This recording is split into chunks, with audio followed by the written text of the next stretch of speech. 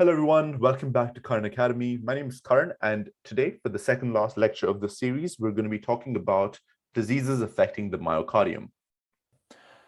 Talking about cardiomyopathies, so cardiomyopathies basically refer to diseases of the myocytes, right?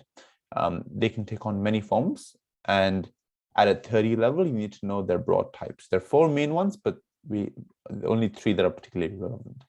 The first one is, so the three are dilated, hypertrophic, and restrictive. The words are pretty self-explanatory as to what's actually happening on a macroscopic level, but it's good to know the main important causes, and these can often come up on exams as well. So the most common cardiomyopathy by far is dilated cardiomyopathy, the main causes of which include ischemic heart disease, that's going to be the biggest one. Drugs is also a very big one. Alcohol and cocaine are buzzwordy for causing dilated cardiomyopathy, as well as infections like Coxsackie, Chagas, and HIV, and also systemic conditions like sarcoidosis, which often also has a concordant lung involvement. The second most common form of cardiomyopathies are going to be your hypertrophic ones. Now, it's important to note that when we talk about hypertrophic cardiomyopathy, this is quite different to left ventricular hypertrophy. Left ventricular hypertrophy is often a reactive change due to a systemic cause like hypertension. This is hypertrophic cardiomyopathies, which are often an inherited disease of the myocytes themselves. The most common causes of hypertrophic cardiomyopathy are genetic, and these include things like hypertrophic obstructive cardiomyopathy, or HOCM, which, as you know, is a leading cause of death in young teens, or cardiac cause of death in young teens. The last one is restrictive cardiomyopathies. Now, these are often the rarest, but also carry the worst outcomes. What happens with restrictive cardiomyopathies is you often have a systemic illness that results in the deposition of some material within the myocytes. Because of this deposition, you lose that ability to contract effectively and also fill up. So you have a situation where you just have the walls of the heart becoming super stiff, and because of this, they can't really fill in well or pump out well. This is due to conditions like amyloidosis, hemochromatosis, and sarcoidosis. This is again talking briefly about what is actually going on at the level of, from a physiological perspective. Important things to know with hypertrophic cardiomyopathy, they're often concentric, which means that all parts of the heart are affected. All parts of the ventricular wall are affected directly. A good example for that is with something like HOCM. You have hypertrophy of the septum wall too, which doesn't happen with hypertensive left ventricular hypertrophy, which is why that kind of hypertrophy is called eccentric hypertrophy, where we have dilation of the ventricular wall, but not the septum. But with HOCM, you have everything being hypertrophied because it's not a reactive process. Because of that, you can also often obstruct the left outflow tract, and that is why you often have death occurring in younger people. With restrictive cardiomyopathy, the connective tissue is going to disrupt the elasticity, and you're also going to have diastolic dysfunction.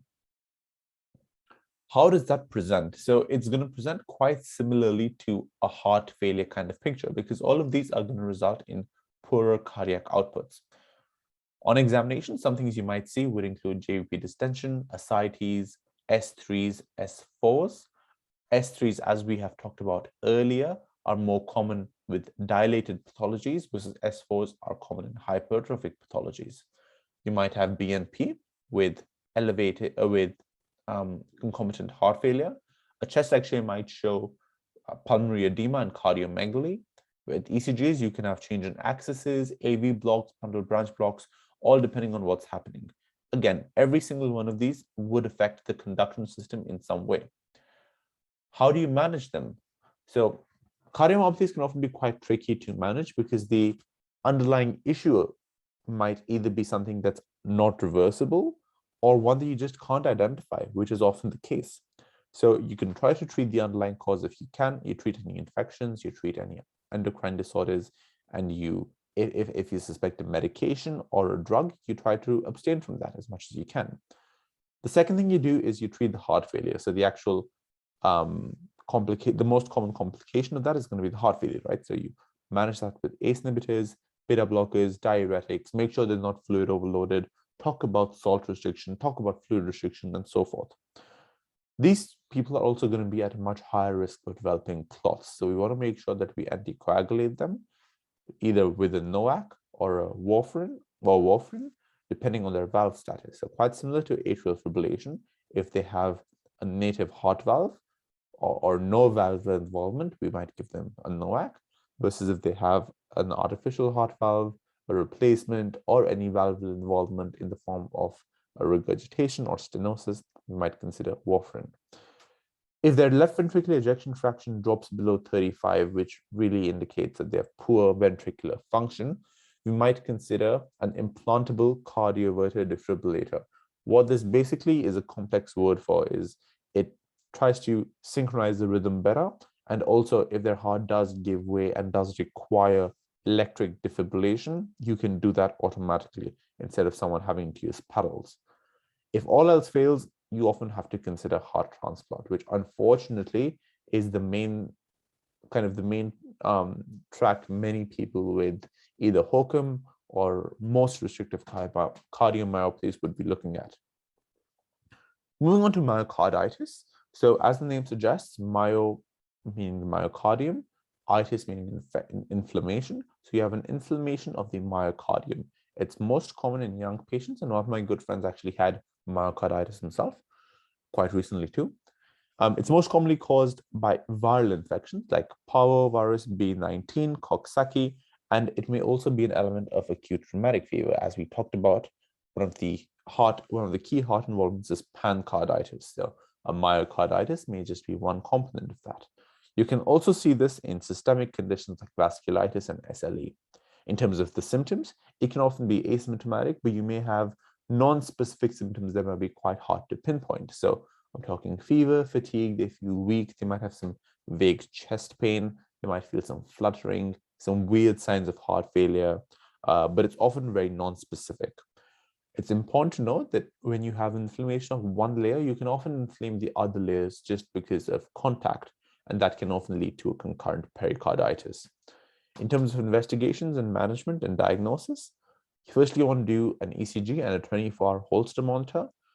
With most myocarditis, you would see an elevation in cardiac enzymes as they would be leaking into the bloodstream because your heart is inflamed.